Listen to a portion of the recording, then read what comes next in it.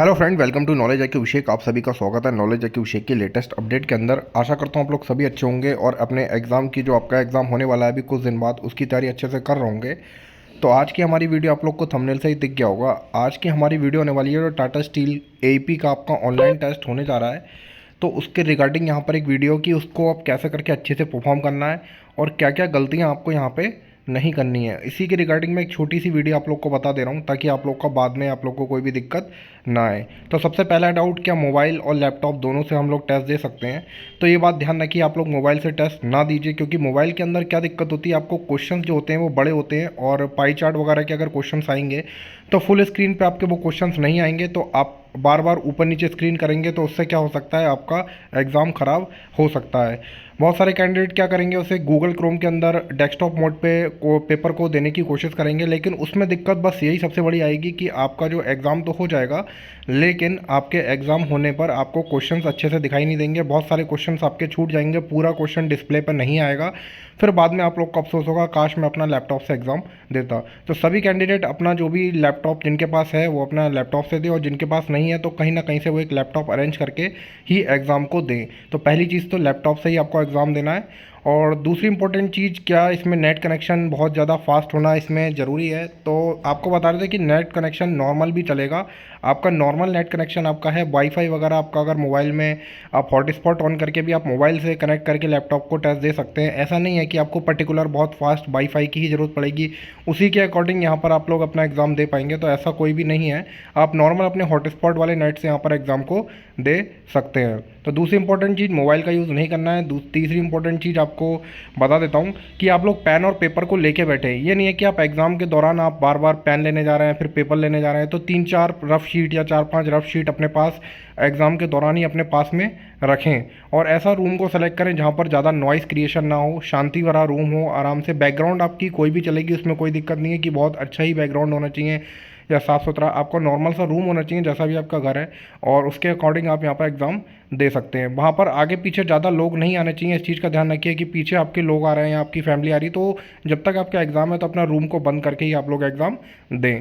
और घबराने की कोई ज़रूरत नहीं है, अगर आपका बीच में नेट कनेक्शन आउट भी हो जाता है, तो इसमें भी कैंडिडेट कह रहा है अगर बीच में मेरा नेट कनेक्शन कट जाता है तो फिर क्या होगा? तो कोई बात नहीं, आप दोबारा से उसे लॉगिन करके आप लोग का उतना ही टाइम आपका मिल जाएगा जहाँ से आपका एग्ज़ाम क्लोज़ हुआ होगा, और आप दोबारा नेट ऑन करके आपका एग्ज़ाम जो है आगे फॉरवर्ड कर सकते हैं। तो उसकी भी दिक्कत आपको नहीं होने वाली कि एग्ज़ाम मेरा जो है नेट कनेक्शन ख़राब हो गया तो कोई दिक्कत आपका है। यहाँ पर आपके पास 2 घंटे का टाइम होगा जिसके अंदर आपके मैथ्स, रीजनिंग, डोमेन वगैरह के आपके और इंग्लिश के क्वेश्चंस आएंगे, जिनको आपको अच्छे से यहाँ पर देना है। मैंने अपने टेलीग्राम चैनल पर बहुत सारे प्रीवियस ईयर के क्वेश्चंस को यहाँ पर डाला है, जिसमें आपको पता चलेगा कि रीजनिंग का लेवल किस टाइप का होता है, मैथ्स के किस टाइप के लेवल के क्वेश्चंस आते हैं, और आपका जो है एप्टीट्यूड और ये सारे जो क्वेश्चंस हैं उसके कैसे क्वेश्चंस आते हैं। क्वेश्चंस का लेवल बहुत ज़्यादा हार्ड नहीं होता है और बहुत ज़्यादा इजी भी नहीं होता। बहुत सारे कैंडिडेट सोचेंगे बहुत इजी पेपर आएगा, नहीं, पेपर का लेवल यहाँ पर बहुत ज़्यादा हार्ड नहीं आएगा, लेकिन हाँ इजी भी मैं कहूँगा आपको मॉडरेट लेवल के क्वेश्चंस आएंगे। कुछ क्वेश्चन बहुत इजी आएंगे जिन्हें आप देखते ही यहाँ पर अटैम्प्ट कर देंगे।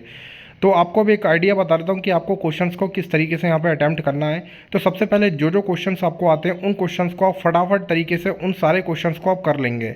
यानी ऐसा नहीं है कि आप एक क्वेश्चन पर टक के अपना टाइम वेस्ट करेंगे। जैसे आपको पहला क्वेश्चन आता है, दूसरा नहीं आता, तो आप उसे छोड़ देंगे, और उसके बाद आप आगे के जो क्वेश्चंस हैं उन्हें आप लोग अच्छे से अटैम्प्ट करेंगे।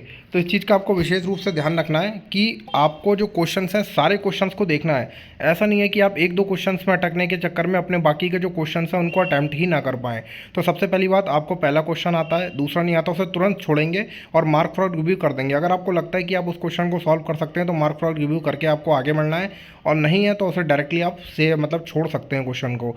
इस तरीके से आपको दूसरा नहीं आता, तीसरा आता है, तीसरा करेंगे, चौथा नहीं आता, चौथे को तुरंत छोड़ देंगे। और अगर आपको लगता है किसी क्वेश्चन में कैलकुलेशन ज़्यादा है, उसमें आपको लगता है कि आपको थोड़ा टाइम लगेगा, तो मैं आपसे कहूँगा कि इस क्वेश्चन को पहले आप लोग बिल्कुल स्विच कर दें, उस क्वेश्चन को छोड़ दें, आप लोग वो क्वेश्चन करें जो आपको डायरेक्टली, क्योंकि कई सारे क्वेश्चन ऐसे होंगे जिनका आप डायरेक्टली केवल क्वेश्चन को पढ़ेंगे उसका आंसर लगा सकते हैं। तो ऐसे क्वेश्चंस को आपको सबसे पहले जो है फाइंड आउट करना है, क्योंकि कम से कम मेरा मानना है आपके 55 से 60 क्वेश्चंस ऐसे रहेंगे, बल्कि इवन आपके 65 क्वेश्चंस तक ऐसे रहेंगे जिनको आप देखते ही इनका आंसर कर सकते हैं। तो इन 60 से 50 क्वेश्चंस जो भी है, 55, 60 या 65 क्वेश्चन जो भी हैं, इनको आप फटाफट फटाफट 1 घंटे का टाइम मान के चलिए, 1 आवर के अंदर आप लोग टाइम अपना बिल्कुल माइंड में बिठा के चलिए कि 1 घंटे के अंदर इन 65 क्वेश्चंस को मुझे देख लेना है।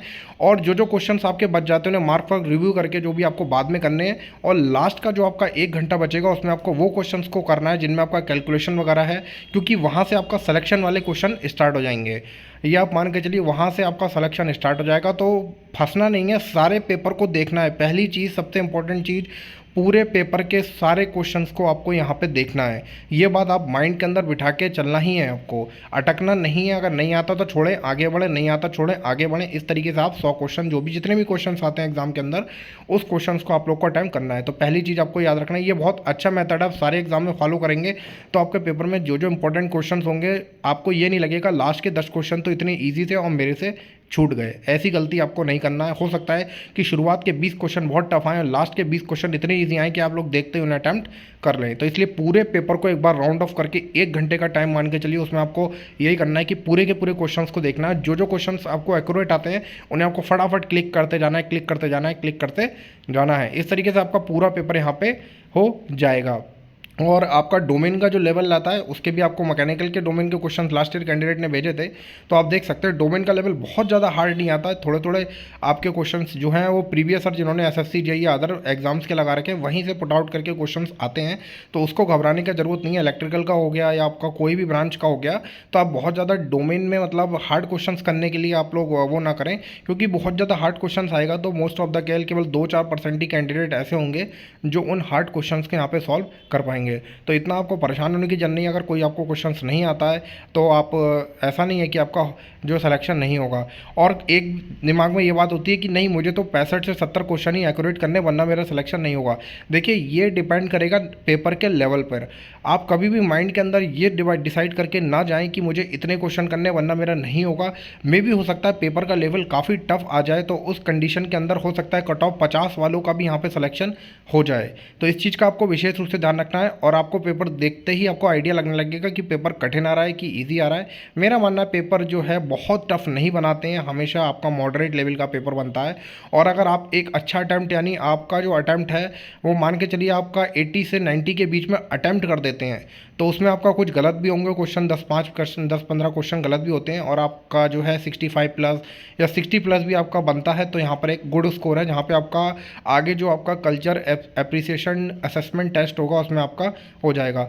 उसकी भी वीडियो मैंने अपने टेलीग्राम ग्रुप पे भेज दिया कि किस टाइप का टेस्ट होता है, तो यहाँ पर मैंने वीडियो का लिंक भी भेज दिया है कि किस टाइप से आपको जो है टेस्ट को परफॉर्म करना है। वो भी आपका जब पहले तो आपका टारगेट होना चाहिए कि आपको पहला जो टेस्ट है उसे अच्छे से करना है। और बहुत सारे कैंडिडेट हैं उनका मेल अभी तक नहीं आया है, तो टेंशन ना लें, आपका मेल आ जाएगा। धीरे धीरे करके मेल आता रहता है, कभी कभी 2-2 3-3 दिन, 1-1 2-2 दिन, 3-3 दिन के गैप में मेल आता है। तो इसका आपको घबराने की ज़रूरत नहीं है कि आपके पास मेल नहीं आया है और आपका मेल नहीं आएगा। आप अपना मेल का स्पैम फोल्डर वगैरह चेक करते रहें, इनबॉक्स चेक करते रहें, रिफ्रेश करते रहें आप लोग। तो आपके पास, आपने अगर फॉर्म जो है करेक्टली फिल किया होगा तो आपका ज़रूर आएगा। आप इसमें नो डाउट, आपको कोई परेशानी की ज़रूरत नहीं है कि आपका अभी तक मेल नहीं आया। आपका मेल ज़रूर आएगा, हमेशा आता है। और बहुत सारे कैंडिडेट का ऐसा होता है कि कुछ दिन के बाद यहाँ पे मेल आता है। अपनी तैयारी आप लोग बढ़िया से रखिए। अपने इस समय आपके पास समय तो बहुत कम है, तो कोशिश ये करिए जो जो टॉपिक्स हैं उनके आप लोग सबके टॉपिक्स को अच्छे से रीड करिए। थ्योरी कॉन्सेप्ट को थोड़ा सा अच्छे से पढ़ के जाइए। सब्जेक्ट के अगर आपके पास नोट्स बने हुए हैं, आप कोई भी ब्रांच के हो, मैकेनिकल, इलेक्ट्रिकल, इलेक्ट्रॉनिक्स या किसी ब्रांच के, तो आप लोग जितने भी नोट्स हैं आपने जो भी बनाए हैं या बुक्स हैं, उनके सारे टॉपिक्स को एक बार अच्छे से पढ़ लीजिए 2-3 दिन के अंदर। और उसके बाद 2-3 दिन के अंदर पढ़ने के बाद आप लोग उनके जो है MCQ यानी मल्टीपल चॉइस क्वेश्चंस को प्रैक्टिस करिए। और धीरे धीरे आप लोग प्रैक्टिस करेंगे तो आपका आइडिया बन जाएगा। और रीजनिंग एप्टीट्यूड वगैरह के लिए आप ऑनलाइन जो है किसी भी एप्लीकेशन पे रीजनिंग के क्वेश्चंस को लगा सकते हैं। आप हर एक टॉपिक के, जैसे कि मान लीजिए टाइम एंड डिस्टेंस हो गया, आपका पाई चार्ट हो गया या बार चार्ट हो गया, या फिर आपका प्रॉफिट लॉस हो गया, या आपका कंपाउंड इंटरेस्ट वगैरह, ये सारे टॉपिक टॉपिक्स हैं, इनके आप लोग कम से कम 10-10 क्वेश्चंस हर टॉपिक के लगा लीजिए। मैं आपको इजीली तरीके बता रहा हूँ, अगर मैथ्स के 10 से 12 टॉपिक्स हैं तो हर टॉपिक के आप लोग 10 से 12 क्वेश्चंस जो है अच्छे लेवल के यहाँ पे लगा लीजिए, तो आपका टॉपिक कवर हो जाएंगे, उससे रिलेटेड आपको क्वेश्चंस वहाँ पे मिलेगा, तो आपको दिक्कत नहीं आएगी। सेम इसी तरीके से आपका अगर इंग्लिश है तो इंग्लिश के भी कुछ इंपॉर्टेंट जो आपके रूल्स होते हैं उनको आप लोग, ग्रामेटिकली रूल्स होते हैं उनको पढ़ के जाएँ। सिनोनियम और एंटोनियम के चक्कर में बिल्कुल ना पड़ें, जो कि आपका कह सकते हैं कि अब आप लोग के पास टाइम नहीं है कि आप लोग इतने सारे जो है वोकेबलरी को रेडी करें, तो उसे आप छोड़ सकते हैं। लेकिन ग्रामर के जो बेसिक रूल्स हैं, प्रीपोजिशंस के रूल्स हैं, जो फिलिंग द ब्लैंक्स आपके भरे जाते हैं उनके आपके रूल्स हैं, उन सारे क्वेश्चंस को आप लोग अच्छे से करके जाएं। इसी तरीके से आपका रीजनिंग के जो टॉपिक्स हैं उनके भी आप जो भी 10-12 टॉपिक्स रीजनिंग के रहते हैं, जो कि आपको पता होगा सारे एग्जाम्स के अंदर उन्हीं 10-12 टॉपिक्स के क्वेश्चंस आते हैं, तो आप हर टॉपिक के 10 से 12 क्वेश्चंस को कर लें, और 10 से 12 क्वेश्चंस को आप लोग हर टॉपिक के आप लोग कर लेंगे तो आप लोग ईजिली जो है आप लोग की पकड़ बन जाएगी और आपका हो जाएगा। तो इस तरीके से आपके पास समय कम है तो मैं आपको बता दे रहा हूँ, हर टॉपिक के यानी आपको रीजनिंग के 100 क्वेश्चन 10 टॉपिक से आपको कवर कर लेने हैं, मैथ्स के आपको 100 क्वेश्चन 10 टॉपिक से आपको कवर कर लेने हैं। इस तरीके से आपको 10-10 क्वेश्चन करेंगे तो आपको फॉर्मूले भी याद हो जाएंगे, और जो आपके फॉर्मूलेज हैं उनको भी आपको पता, मैथ्स के बेसिकली फॉर्मूले रहते हैं तो उनको आप लोग एक पेज पे लिख लीजिए। जैसे कंपाउंड इंटरेस्ट के आपका अगर ईयरली कंपाउंडेड वाला आ रहा है या 1/3 में पूछा जा रहा है तो उनके फॉर्मूलेज को आप लिख लीजिए। इस तरीके से रीजनिंग में तो कोई फार्मूला होता नहीं है तो उसको आपको ज़्यादा परेशान होने की ज़रूरत नहीं कि रीजनिंग में मुझे कुछ फॉर्मूले, और आपके टेक्निकल के जो आपके सब्जेक्ट्स रहते हैं उनको आप लोग को डेली करना है। अब देखिए टेक्निकल में तो इतने दिन में ज़्यादा कुछ नहीं होगा, जो पीछे से पढ़ के आ रहे हैं जिन्होंने पहले से ऑलरेडी प्रिपेयर हैं, जो कि ऑलरेडी 1 साल से या 6 महीने से तैयारी कर रहे हैं, तो उन्हें टेक्निकल में ज़्यादा दिक्कत मुझे नहीं लगता आने वाली है। वो इस समय अपने MCQ की प्रैक्टिस कर रहे होंगे बुक्स वगैरह से, तो वो आप लोग वहाँ से ही अपना कैरी ऑन कीजिए, उन बुक्स से ही आप अपने टॉपिक्स को पढ़िए, धीरे धीरे करके सारे टॉपिक्स को कवर करिए। मैं आपको पहले ही बता रहा हूँ, थ्योरी पे विशेष रूप से आपको ध्यान देना जाना है, क्योंकि बहुत सारे क्वेश्चन डायरेक्टली थ्योरी से आते हैं। अगर आप लोग थ्योरी अच्छे से पढ़ के नहीं जाएंगे, सिर्फ मल्टीपल चॉइस क्वेश्चंस को करके जाएंगे, तो अगर थोड़ा सा भी क्वेश्चन में आप उन्होंने चेंज कर दिया, एक लाइन का भी चेंज कर दिया, तो आप वहाँ पे क्वेश्चंस को गलत कर जाएंगे, और फिर आपको लगेगा कि यार ये क्वेश्चन तो मैं ये पढ़ के गया था, इसका मैंने ये गलत आंसर लगा दिया, क्योंकि आपको वो रटा रहेगा। रट के नहीं जाना है, क्वेश्चंस को एक बार ढंग से पढ़ना है। और एक इम्पॉर्टेंट चीज़ और बता देता हूँ, जो क्वेश्चन आपको बहुत आसानी से लगता है कि ये क्वेश्चन तो बहुत आसान आ गया, इसे तो मैं फटाफट बना दूंगा 10 सेकंड के अंदर, उस ही क्वेश्चन पे आपको सबसे ज़्यादा ध्यान देना है। उस क्वेश्चन को कम से कम 2 बार पढ़ना है, क्योंकि ऐसा लगता है कि बहुत इजी क्वेश्चन है, ये तो मैं तुरंत कर दूंगा, लेकिन लास्ट में क्या होता है, वही क्वेश्चन लास्ट में आप लोग जब अपना पेपर में देखेंगे कि यार ये क्वेश्चन इतना इजी क्वेश्चन आया था, मेरे से गलत हो गया। तो जो आपको क्वेश्चन अच्छे से आता है उसे करते टाइम भी आपको अच्छे से ही उसे एक दो बार पढ़ के जाना है, अच्छे से उसे देखना है, तो आपका वो क्वेश्चन गलत नहीं होगा। जल्दीबाजी नहीं करनी है, जो क्वेश्चन आता है खटाक से समय बचाऊंगा, 1 मिनट में मैं यहाँ पे 10 सेकेंड में क्लिक मारा और निकल गया, एक बार पढ़ लेना उस क्वेश्चन को, क्योंकि वो क्वेश्चन आपका गलत नहीं होना चाहिए। मतलब जो क्वेश्चन आपको आता है वो क्वेश्चन आपका गलत आपसे नहीं होना चाहिए, ये बात आप लोग गांठ बांध कर ही एग्जाम के अंदर जाएं। तो ये 4 टॉपिक हो गए, रीजनिंग हो गई, आपकी मैथ हो गई, इंग्लिश हो गई और आपका डोमेन। तो रीजनिंग, मैथ और इंग्लिश के लिए आपको बता दिया, हर टॉपिक से 10-10 क्वेश्चन आप लोग कर लीजिए, ज़्यादा घबराने की जरूरत नहीं है, और प्रैक्टिस आप लोग को डेली बेसिस पे करनी है। आपका फिर आपको आइडिया लग जाएगा किस टॉपिक से कैसे करके क्वेश्चन करने हैं। और डोमेन तो आप लोग जैसे पढ़ते आ रहे हैं, जिस तरीके से पढ़ते आ रहे हैं, जिस बुक से पढ़ते आ रहे हैं, जो नोट से आप पढ़ते हुए आ रहे हैं, उससे आप लोग करिए और रेगुलर प्रैक्टिस करते रहिए। डेली आपको एक मैं आपको आइडिया दे रहा हूँ, इस समय डेली आपको 300 से 400 क्वेश्चंस को प्रैक्टिस करना है। प्रैक्टिस जितना करेंगे आपकी गलतियां उतनी कम होती चली जाएंगी और उतना ही ज़्यादा आपका एक्यूरेसी स्ट्रांग होती जाएगी। मल्टीपल चॉइस क्वेश्चंस को करने से आपकी एक्यूरेसी बहुत अच्छी हो जाती है और आपका सिलेक्शन के चांसेस भी बढ़ जाते हैं। जो जितना क्वेश्चन करेगा वो इतना वहाँ पे एडवांटेज एग्जाम के अंदर पाएगा। तो यहाँ पर मेरा ये एक छोटी सी वीडियो थी जिसमें मुझे आपको गाइड करना था कि आप लोग को एग्ज़ाम कैसे देना है और एग्ज़ाम से रिलेटेड आपको क्या क्या करना है। लैपटॉप से ही एग्ज़ाम देना है, मोबाइल से एग्ज़ाम देने की कोशिश ना करें। अच्छा सा एनवायरनमेंट बना के देखें, बिना फ्रस्ट्रेशन के आप लोग एग्ज़ाम देके कॉन्फिडेंट बनाए रखें और परेशान एग्ज़ाम में नहीं होना। अगर बहुत टफ पेपर आ रहा है तो सिर्फ आपके लिए नहीं है, वो बाकियों के लिए भी टफ होगा। तो इसलिए उस टाइम पर आपको घबराना नहीं है, जो आपको अच्छे से क्वेश्चन आते हैं उनको आपको करना है।